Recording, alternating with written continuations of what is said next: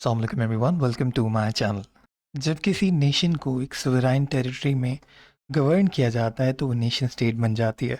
और सरप्राइजिंगली इस वक्त दुनिया में एक भी ऐसी स्टेट नहीं है जिसको एकेडमिक तौर पर आइडियल नेशन स्टेट कहा जाए, क्योंकि यूजुअली बहुत सारी जो स्टेट्स हैं उनके अंदर बहुत सारी नेशंस या फिर एथनिक ग्रुप्स पाए जाते हैं। इस हवाले से जो मैंने स्टैट्स शेयर किए हैं वर्ल्ड वाइड, आपको वो मैं बता देता हूँ। 80% of states are multi ethnic. Ethnic conflict has been one of the world's most common source of warfare, insecurity, and loss of life. According to the Minorities at Risk database, 121 ethnic conflicts occurred between 1945 and 2003. इस timeline को आपने देखना है कि कब से जो है ये बहुत ज़्यादा एथनिक कॉन्फ्लिक्ट बढ़ गए हैं, क्या वजूहत हैं, वो सारी चीज़ें हम जब आगे फैक्टर्स को डिस्कस करेंगे उसमें आपको आइडिया होगा। उसके बाद आप देखें सम 40% ऑफ कॉन्फ्लिक्ट स्टार्ट आफ्टर 1990, यानी ये जो ग्लोबलाइजेशन का टाइम है इसमें ये नंबर बताते हैं कि कॉन्फ्लिक्ट जो है वो बढ़ गए हैं। इसके अलावा since 1955 ethnic conflicts have killed between 13 million and 20 million civilians. As an addition to this result in 14 million internationally recognised refugees and about 17 million internally displaced person. In states के अंदर आपको बहुत सारी चीज़ें नज़र आ गई। पहली बात, टाइम फ्रेम कि कब ये इवेंट्स बढ़े। दूसरी बात कि जो है जो एथनिक कॉन्फ्लिक्ट्स हैं उनकी वजह से जो है वो कैजुअलिटीज़ हो रही हैं। तीसरी बात जो है वो रिफ्यूजीज़ का इनफ्लक्स हो रहा है और वो एक तरफ से दूसरी तरफ जो है वो आ रहे जा रहे हैं। इसके बाद आपको जो एथनिक कॉन्फ्लिक्ट के पीछे फैक्टर्स हैं जो कंट्रीब्यूट करते हैं एथनिसिटी को, वो समझने में आसानी होगी। सबसे पहली चीज़ तो हम ये समझें कि what is ethnicity. The self-consciousness of a group of people united by shared experience, language, common religion, socio-political interest. अब इसकी जो डोमेन है ना वो बहुत वाइड है। यानी अगर किसी ग्रुप ऑफ पीपल के दरमियान सेल्फ कॉन्शियसनेस आ जाता है किसी एक्सपीरियंस, शेयर्ड एक्सपीरियंस की वजह से, यानी ज़ुबान सेम है या मज़हब सेम है, ठीक है, या सोशो पॉलिटिकल इंटरेस्ट सेम है, तो वो जो है वो एक एथनिक ग्रुप बन जाता है, एथनिक एंटिटी बन जाती है। तो आप यूँ कह सकते हो कि एक मुल्क के अंदर बहुत सारी एथनिक ग्रुप्स पाए जा सकते हैं, ठीक है। और ये भी मुमकिन है कि दो ममालिक में सेम एथनिक ग्रुप पाए जाएं, जिसकी वजह से कॉन्फ्लिक्ट। अगर आप पाकिस्तान की बात करो, पाकिस्तान के अंदर आपको सिंधी नज़र आते हैं, पंजाबी नज़र आते हैं, बलूची नज़र आते हैं। और अगर आप मतलब एक कंट्री के अंदर, एक स्टेट के अंदर जो है बहुत सारे एथनिक ग्रुप आपको मिलते हैं। इसी तरह से अगर आप बात करो कि जी जो पठान है, ठीक है, वो आपको अफ़गानिस्तान में भी मिलेंगे और पाकिस्तान के जो आपका वेस्टर्न बॉर्डर है वहाँ पे भी मिलेंगे। इस वजह से उनका एक जो है वो कोलिजन है और उसकी जो रेपरकशंस हैं वो पाकिस्तान को भुगतने पड़ रहे हैं। वेल, और एग्जांपल मैं आपको साथ साथ देता जाऊंगा। सबसे पहला फैक्टर जो कि एथनिसिटी को कंट्रीब्यूट करता है वो होता है इकोनॉमिक डिस्पैरिटीज़। जैसे मैंने बताया कि दुनिया की 80% जो आबादी है वो मल्टी एथनिक है। पाकिस्तान की अपनी एग्जांपल ले लें आप, तो ऐसी सूरत में क्या होता है कि वो ग्रुप जो कि डोमिनेशन में होता है उससे एक थ्रेट रहता है बाकी एथनिक आइडेंटिटीज़ को, ठीक है जी। और ये कब होता है? जब state fails to protect an individuals right. जब आपकी स्टेट जो है वो किसी एक इंडिविजुअल के राइट्स को प्रोटेक्ट नहीं कर पाती, तो जो दूसरा एथनिक ग्रुप होता है उसके जहन में शकूक व शुबहात पैदा होते हैं और वो कहता है जी सोशो इकोनॉमिक इनजस्टिस है।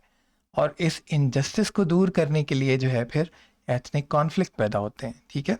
इस हवाले से ऑरन गैटिकल ने भी एक स्टडीज शेयर की है कि unfair distribution of state resources as ethnic conflict.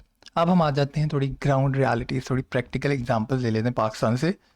जो 1971 की बाइफर्केशन है वहाँ पे भी जो प्रॉब्लम्स थे वो यही थे कि जी जो रिसोर्सेज हैं उनको इक्वली डिस्ट्रीब्यूट नहीं किया जा रहा, ठीक है। इसी तरह से जो है वो बलूचिस्तान का जो कॉन्फ्लिक्ट है वहाँ वो कहा जाता है कि जो सुई गैस निकली 58 में और 54 और 58 में और मिली जाके 1971 में।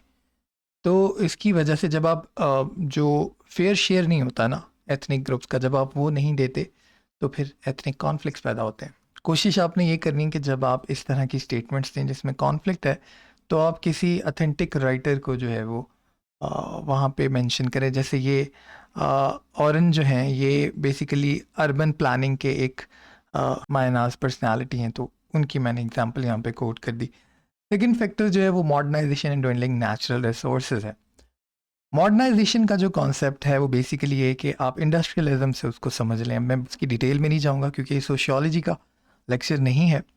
तो मॉडर्नाइजेशन से क्या होता है कि जो आपके डेवलपमेंट है वो अनइवन होती है, ठीक है, जो कि जैसे आपने सुना होगा जो डिपेंडेंसी थ्योरी है वो भी बताती है कि जी मॉडर्नाइजेशन की वजह से क्या होता है कि जो गरीब ममालिक होते हैं या जो डेवलपिंग स्टेट्स होती हैं उनका इन्हिसार डेवलप्ड स्टेट के ऊपर ज़्यादा हो जाता है। इसी तरह कैपिटलिज्म को भी अगर आप समझें तो अमीर अमीर तर होता जाता है, गरीब गरीब तर होता जाता है और अनइवन डेवलपमेंट स्टार्ट हो जाती है। जब अनइवन डेवलपमेंट स्टार्ट होती है तो फिर एक रिलेटिव डिप्राइवेशन का कॉन्सेप्ट पैदा होता है। ये रिलेटिव डिप्राइवेशन क्या है? ये बेसिकली टेड गुर ने ये कॉन्सेप्ट जो है वो तारिफ करवाया था, a gap between the expectation and perceived capabilities of a group in relation to others. ठीक है, ये साइट किया गया था 1996 में एक बुक में, अहमद के नाम की वो किताब थी।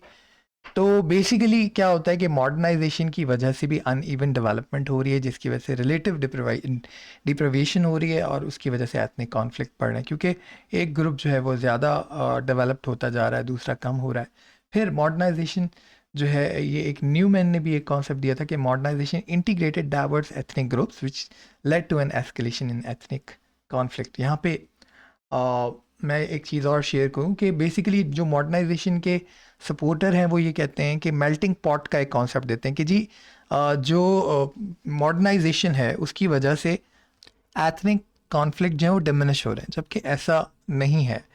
अगर आप अपने आसपास भी देखो और स्टैट्स देखो देखो हमें स्टैट्स की रेफरेंस पे हमने जो है वो अपने आर्ग्यूमेंट को स्ट्रेंथन करना है। तो 1990 के बाद से ये इवेंट और ज़्यादा बड़े हैं एथनिक कॉन्फ्लिक्ट के, जो स्टैट्स बताते हैं। तो मॉडर्नाइजेशन की जो ओपोनेंट हैं वो ये कहते हैं कि जी क्योंकि जो एथनिक ग्रुप्स हैं वो बहुत ज़्यादा इंटीग्रेटेड हो गए हैं तो एथनिक कॉन्फ्लिक्ट भी बढ़ गए। इसके अलावा एथनिक कंपटीशन थ्योरी भी जो है वो इसी बात को जो है वो फर्दर स्ट्रेंथन करती है कि जी जो आपका मॉडर्नाइजेशन है इसने एथनिक ग्रुप के अंदर कंपटीशन बढ़ा दिया है, क्योंकि आपको पता है मॉडर्नाइजेशन तो है ही एक कंपटीशन का दौर, fittest of the survival of the fittest का कॉन्सेप्ट है। तो इसमें तो ऑब्वियसली जो कंपटीशन है एथनिक ग्रुप का वो फर्दर बढ़ गया है।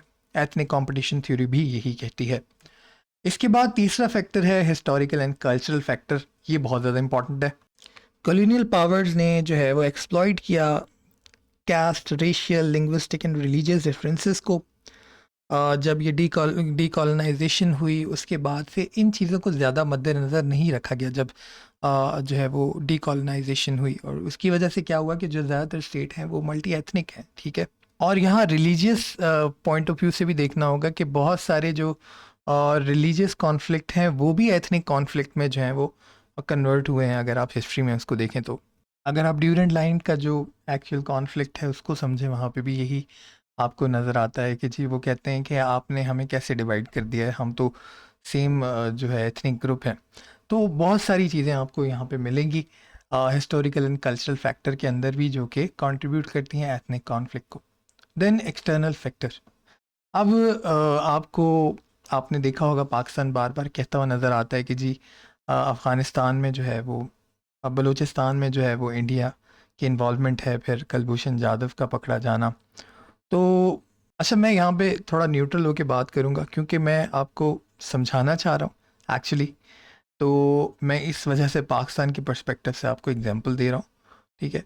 अगर आप किसी और स्टेट से बिलोंग करेंगे तो आप शायद यही एग्जांपल शायद किसी और तरीके से ले रहे होंगे, ठीक है, क्योंकि स्टेट्स अपने नेशनल इंटरेस्ट को प्रिजर्व करने के लिए जो है वो प्रोपेगेंडा करती हैं, ठीक है। और ये रियलिस्ट वर्ल्ड की रियलिटी है ये, ठीक है, कि जो है वो नेशनल इंटरेस्ट को प्रिजर्व करने के लिए, पावर को एक्यूमुलेट करने के लिए जो है वो स्टेट्स इस तरह के प्रोपेगेंडा करती हैं।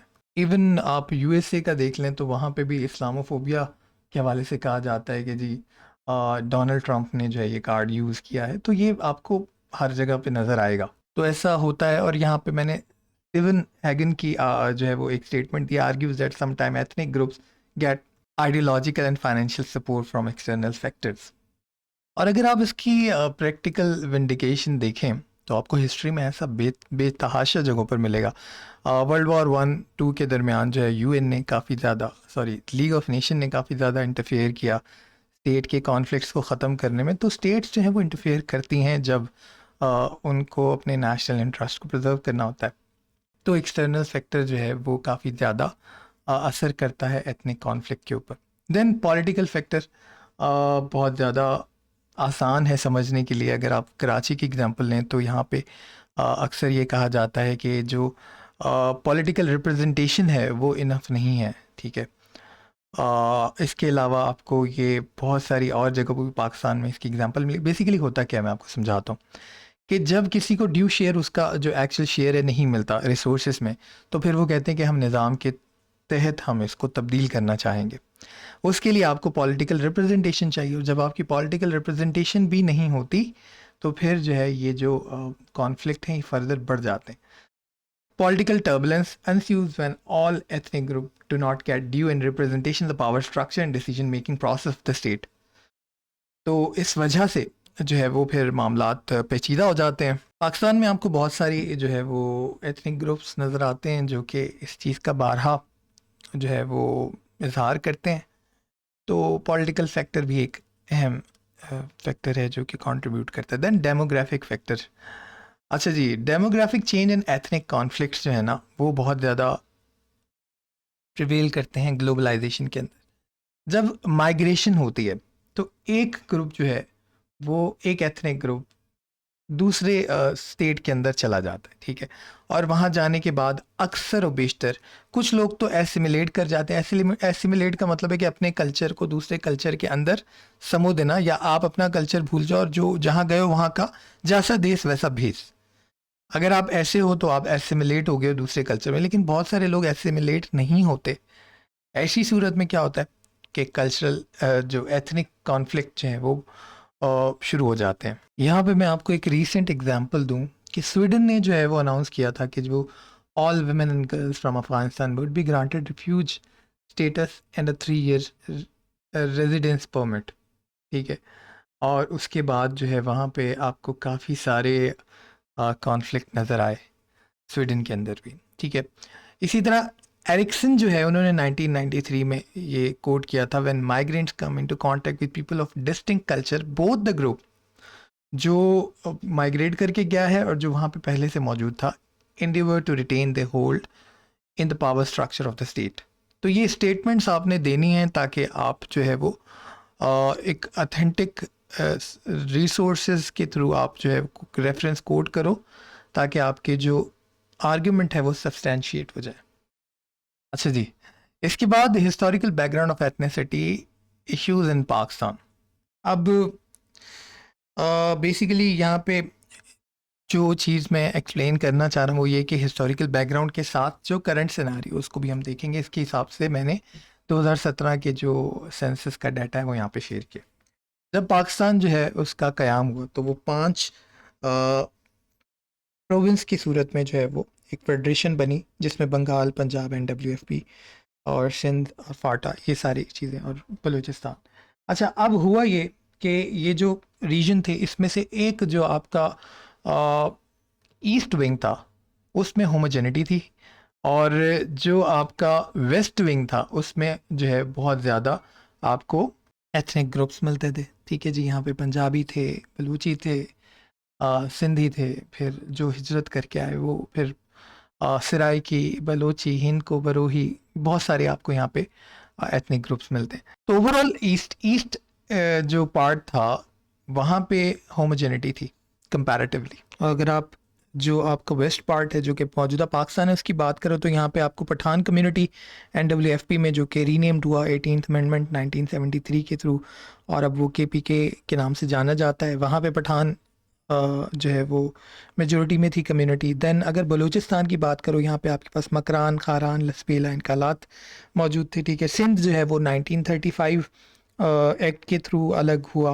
पहले ये जो है वो पार्ट था बॉम्बे का, ठीक है। और उसके बाद यहाँ पे जो है वो हिजरत करके लोग आए तो फिर एक यहाँ पे भी एथनिक कॉन्फ्लिक्ट बन गया। इसके अलावा पंजाब जो है, वहाँ के लोग जो थे वो ऑलरेडी बहुत ज़्यादा मेजॉरिटी में थे, और इवन 1951 का जो सेंसस है वो बताता है कि 80% रिप्रेजेंटेशन आर्मी में और 55% ब्यूरोक्रेसी में पंजाब के लोगों की थी। तो ये भी एक जो है वो कॉन्फ्लिक्ट बन गया कि जी क्योंकि इस खत्ते के लोग कुछ ज़्यादा डेवलप्ड थे, स्किल्ड उनकी ज़्यादा डेवलप थी, तो वो आर्मी में और ब्यूरोक्रेसी में उस टाइम से ज़्यादा थे। इवन अभी तक ये कॉन्फ्लिक्ट आपको नज़र आता है। अब अगर आप मौजूदा हालात भी देखो तो भी ऐसा ही है। तो पाकिस्तान जो कि हिस्टोरिकली ही इतना ज़्यादा एथनिसिटीज़ में बहुत ज़्यादा डाइवर्ज आपको नज़र आती है, तो पाकिस्तान को बहुत ज़्यादा चैलेंजेस इसलिए भी दरकार थे क्योंकि पाकिस्तान की हिस्ट्री ही बताती है कि बहुत ज़्यादा आपको पहले ही डिस्ट्रीब्यूशन नज़र आती है, बहुत ज़्यादा कॉन्फ्लिक्ट आपको इस वजह से भी आज नज़र आते हैं।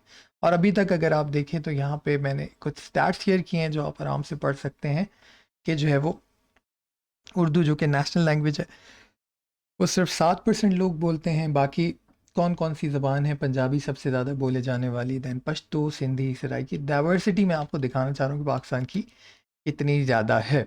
इसके बाद नेक्स्ट लेक्चर में मैं जो है वो बलूचिस्तान में जो इश्यूज़ हैं उसकी बात करूँगा, ठीक है। इसके अलावा ethnic movement in east Pakistan की बात करूँगा, और फिर नेशनल इंटीग्रेशन की बात करूँगा।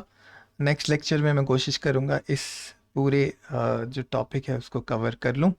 इसके अलावा आपको मेरे चैनल पे बहुत सारी वीडियोस मिल जाएंगी पाकिस्तान अफेयर के हवाले से, वो भी आप देख सकते हैं। लिंक आपको आई बटन में मिल जाएगा, डिस्क्रिप्शन में मिल जाएगा।